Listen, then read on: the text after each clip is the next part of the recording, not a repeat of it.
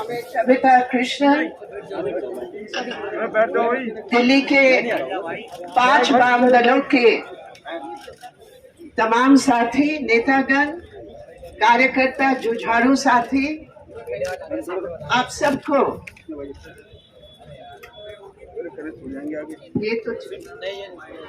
सबको मेरे तरफ से नमस्कार, प्रणाम और लाल सलाम। मैं दिल्ली की वाम दलों को मैम पीछे कैमरा धन्यवाद देना चाहती हूँ कि तुरंत जहांगीरपुरी की 16 अप्रैल की घटना के बाद हमारे साथियों ने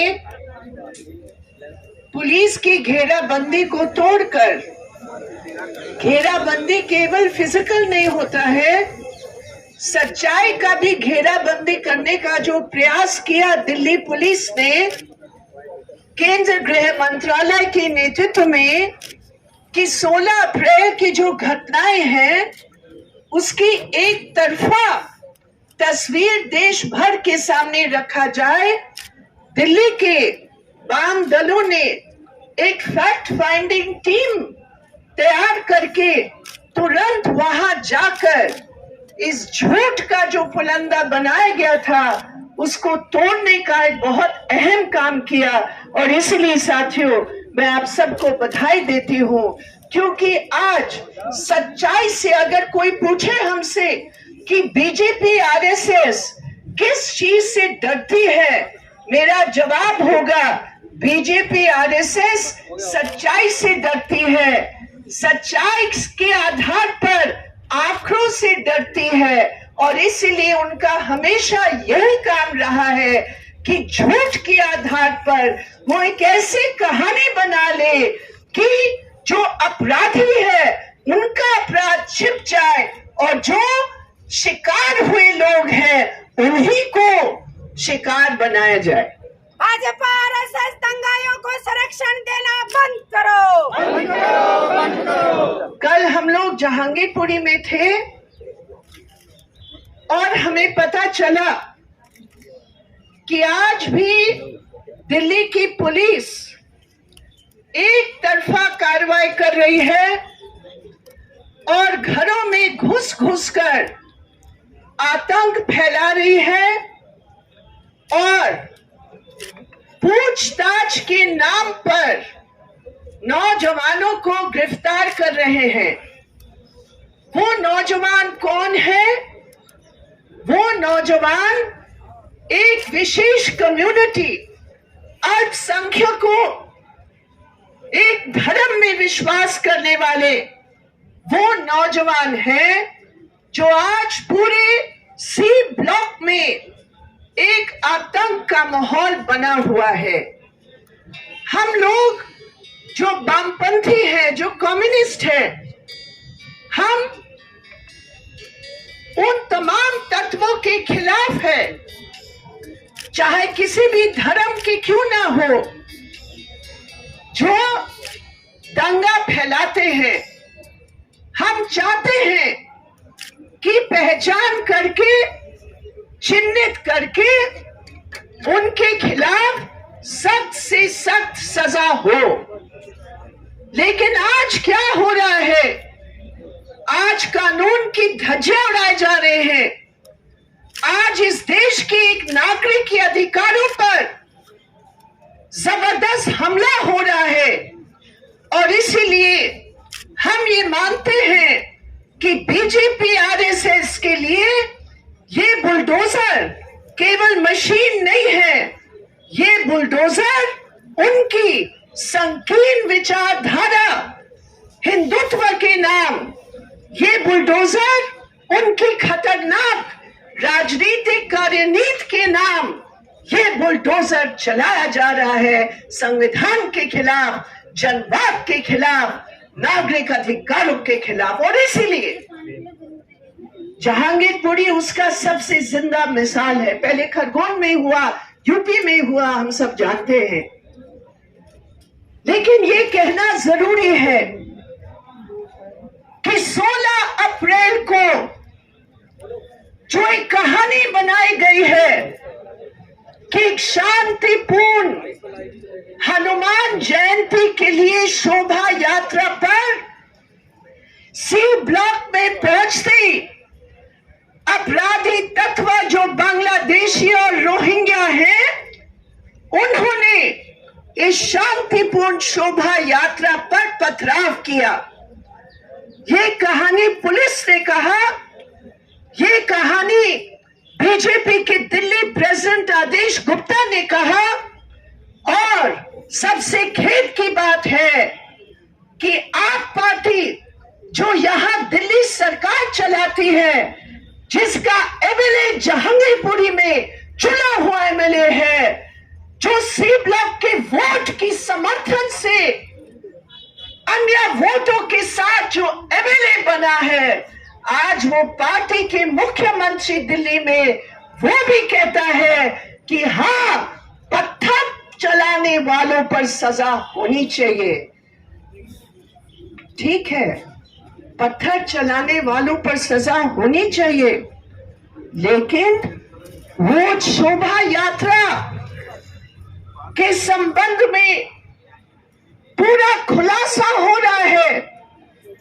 हम लोग जब जाते हैं जहांगीरपुरी, जब तमाम कम्युनिटी के लोगों से बात करते, चाहे मुसलमान हो, हिंदू हो, सिख हो, पता चलता है कि 2 यात्राओं की पुलिस की इजाजत से शांतिपूर्ण तरीके से जहांगीरपुरी में अपने ब्लॉकों में घूमकर डिस्पर्स हो गए लगभग 3 साढ़े 3 बजे।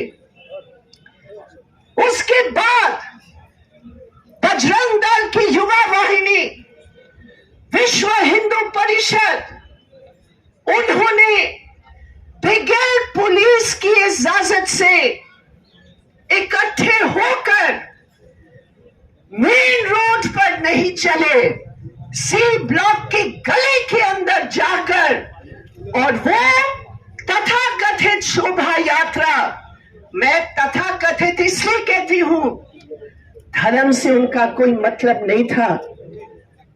हनुमान जयंती को मनाने का धार्मिक भावना से उनका कोई मतलब नहीं था।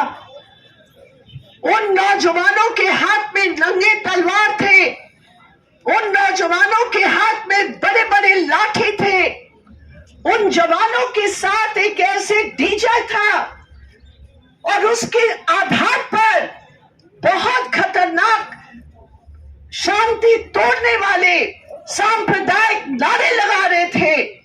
और ठीक उस समय जब रोजा समाप्ति का समय है, जब लोग मस्जिद में जाएंगे प्रार्थना नमाज पढ़ने के लिए, उस समय ये गैर कानूनी हथियार बंद जुलूस मस्जिद पर पहुंचकर सड़क को ब्लॉक करके उकसाने वाले नारे, यहां मैं आपके इस मन से उन नारों का उच्चारण नहीं करना चाहती हूं, लेकिन जय श्री राम के साथ जो गंदे उकसाने वाले नारे मुसलमानों को टारगेट करके दिया गया, और जब बोला गया आप एक तरफ हो जाइए, वो नहीं हुए, और उसके बाद दोनों तरफ से जो कुछ हुआ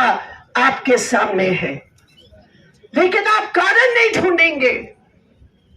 आप जिसने जानबूझकर गैर कानूनी हथियार बंद जुलूस निकाला, उस पर आप कोई कदम नहीं उठाएंगे। अभी 27 जो अभी तक गिरफ्तार हुए हैं, 22 लोग मुस्लिम नौजवान हैं, 5 हमारे साथी, यहां आशा है ये लोग गए वहां मिलने के लिए उनके परिवार से। उनकी परिवार के 4 लोग गिरफ्तार हुए। एक जो उनका मुख्य है, एक मंदिर सरकारी जमीन पर बनी है, उन्होंने पुलिस के मुताबिक इस जुलूस का नेतृत्व दिया, और उस परिवार के 4 लोग गिरफ्तार है। लेकिन मैं ये पूछती हूं, 120 बी का जो धारा लगा है, उनके ऊपर क्या हम लोग हिंदुस्तान के लोग ऐसे कानून के हम ऐसे मूर्ख हैं कि हम ये विश्वास करेंगे कि 150 की भीड़ में जिसमें 2 पिस्तौलधारी भी थे, आपने केवल 5 का नाम लेकर कंस्पिरेसी की बात की। पहले एफआईआर में बजरंग दल और विश्व हिंदू परिषद का नाम था, पुलिस ने हटा दिया। विश्व हिंदू परिषद का इलाके का नेता को गिरफ्तार किया। कुछ घंटों के अंदर जब धमकी विश्व हिंदू परिषद के बड़े नेताओं ने दिया पुलिस को, उनको तुरंत छोड़ दिया। ये नहीं हो सकता। दिल्ली पुलिस मुर्दाबाद, मुर्दाबाद मुर्दाबाद। और उसके बाद 20 तारीख की घटना, साथियों आप सोचिए, आप जो जहांगीरपुरी जानते हैं, हर ब्लॉक में गरीब लोग हैं जो अपने मकानों के साथ दुकान चलाते हैं। कोई खोखा लगाया हुआ है, कोई रेड़ी के साथ वहां खड़ी है औरत। तमाम इलाके में फैक्ट्री बंद पड़े हैं, कोई रोजगार नहीं है। कल कितने औरतें आए बताने के लिए कि हमने कितना बचत करके वो रेड़ी खरीद कर हम सब्जी फल थोड़ा कुछ हम लोग बेचते हैं। लेकिन 20 तारीख को जब सुप्रीम कोर्ट का ऑर्डर 10:45 पर आ गया था, लगभग 1.5 घंटा तक ये दिल्ली पुलिस ने नॉर्थ एमसीडी की जो कार्रवाई थी, जो केवल आदेश गुप्ता के आदेश पर जो बुलडोजर वहां चले, धज्जियां तो संविधान की उड़ गए, धज्जियां तो कानून की उड़ ही गए, किसी को नोटिस नहीं दिया। लेकिन सुप्रीम कोर्ट की भी पूरी तौर पर मनहानि हुई और हम लोग सब मिलकर उसको रोका। लेकिन मेरे प्रिय साथियों, लगभग 120 परिवार हैं जो सीधे तौर पर प्रभावित है। उनमें से अधिकतर महिलाएं हैं जो घर को चलाते हैं। और इसके साथ साथ उस पूरे सी ब्लॉक में जीविका पर एक रोकथाम है, क्योंकि बैरिकेडिंग के बाद लोग डर रहे हैं कि हम अगर बाहर निकलेंगे तो एक बार फिर पता नहीं हमें क्या मुकाबला करना पड़ेगा। लोगों से नहीं, जनता से नहीं, सबसे जो हमारे लिए प्रेरणा देने वाली बात है कि कुछ ये गुंडे तबके जो संघ परिवार के लोग हैं, उनको छोड़कर आम जहांगीरपुरी के निवासी सद्भाव चाहते हैं। मेरे प्रिय साथियों, उन्होंने कहा हम लोग हमेशा एक साथ रहे हैं। जो एक दुकानदार का लूट हुआ हरियाणा का है, उसने हमें कल बताया कि दीदी एक तरफ मुसलमान है, एक तरफ हिंदू है। हमने कभी भी उनको हिंदू मुसलमान के रूप में नहीं देखा। ये मेरे ग्राहक है और हमेशा एक होकर, चाहे हम कोई भी हो, हम लोग सब गरीब हैं, मेहनत करके हम अपनी दुकान को चला रहे हैं। ये क्या हुआ, ये क्यों हुआ? तो साथियों, जहांगीरपुरी की जनता एक है और यही बात है संघ परिवार की साजिश। एकता को कैसे तोड़ा जाए। नॉर्थ ईस्ट में वही हुआ 2020 में। यहाँ नॉर्थ ईस्ट दिल्ली के हमारे साथी यहाँ आए हुए हैं, अभी भी उनका घाव भरा नहीं है, क्योंकि जब इस प्रकार की हिंसा होती है तो मानसिक रूप पर, जीविका के रूप पर और जिंदगी बिताने के आधार पर हमेशा एक खौफ बना रहता है। इसलिए मेरे प्रिय साथियों, वाम दलों का ये धरना एक उम्मीद पैदा करती है कि राजनीति के अंदर ऐसे वाम दलों की यहाँ